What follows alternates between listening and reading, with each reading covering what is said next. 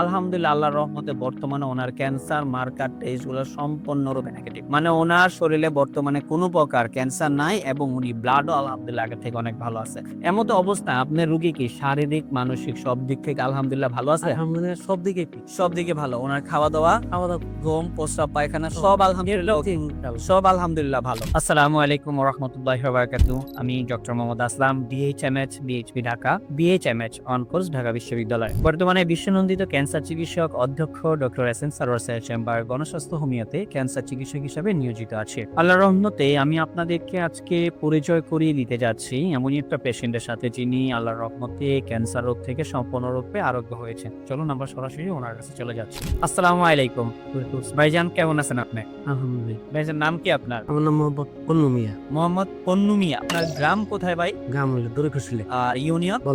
বল্লা, বল্লা union. থানা কোনটা? কালিহাত, আর জেলা? টাঙ্গাইল। টাঙ্গাইল জেলা। আচ্ছা। আপনার বাবার নাম কি? মুজিবুর রহমান। মায়ের নাম? খুদেজা বেগম। খুদেজা বেগম। আপনার বোনের নাম কি? জায়দা। জায়েদা। জায়েদা আপনার কি বিয়ে হয়ে গেছে?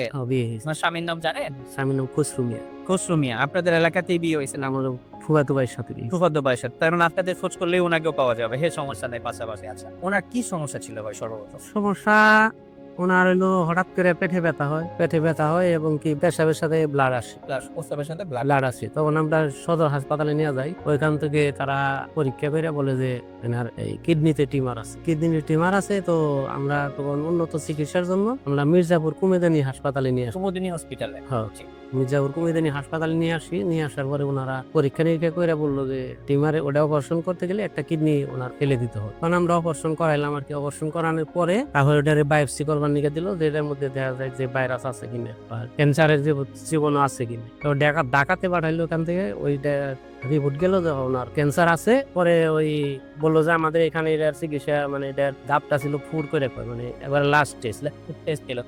লাস্ট টেস্ট বললো যে আমাদের এখানে এটার চিকিৎসা হবে না, আপনারা ওই এই মহাখালীতে যাও। মহাখালী ক্যান্সার হাসপাতালে। পরে আমরা ওনারে নিয়ে আসলাম, আমার বোনের মহাখালী হাসপাতালে নিয়ে আসলাম। মানে অপারেশনের পরবর্তীতে মহাকালী নিন।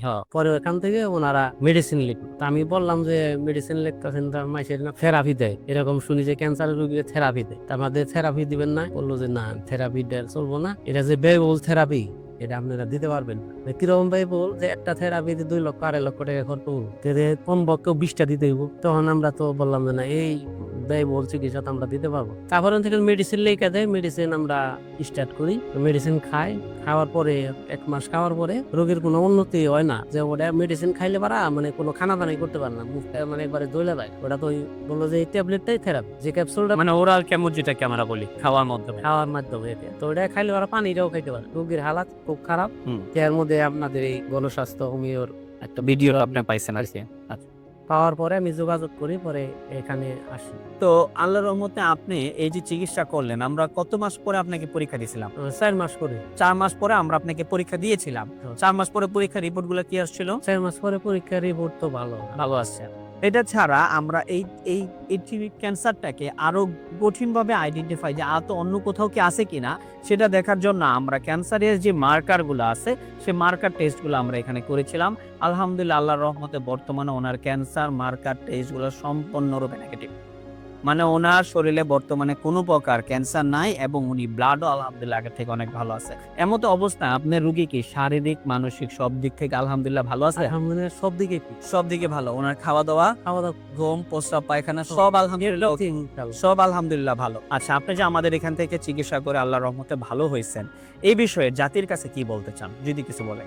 জাতির কাছে বলতে চাই, এলোপ্যাথি চিকিৎসা করে যে ব্যয়বহুল, তারপরেও নিশ্চিত মৃত্যু আমাদের ওইখানে আরো ঘটছে।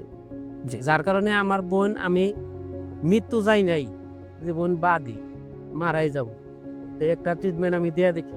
মানে লাস্ট কি হয় কি আল্লাহ কি করে? এত হায়াত না থাকলে তো পৃথিবীর কেউ বাঁচাইতে পারবো না। কেউ বাঁচাইতে পারবো না পারবো না। যার কারণে আমি এখানে আসি, গণস্বাস্থ্য হোমিওতে আসি। ওষুধ খাওয়ার পরে আল্লাহর রহমতে বর্তমানে খুবই ভালো রেজাল্ট, খুবই ভালো। আমরা সারা বাংলাদেশের মানুষকে বলবো, যাদের এই সমস্যা আছে তারা এই গণস্বাস্থ্য হোমিওতে যোগাযোগ করবেন এবং এখান থেকে মেডিসিন নেন।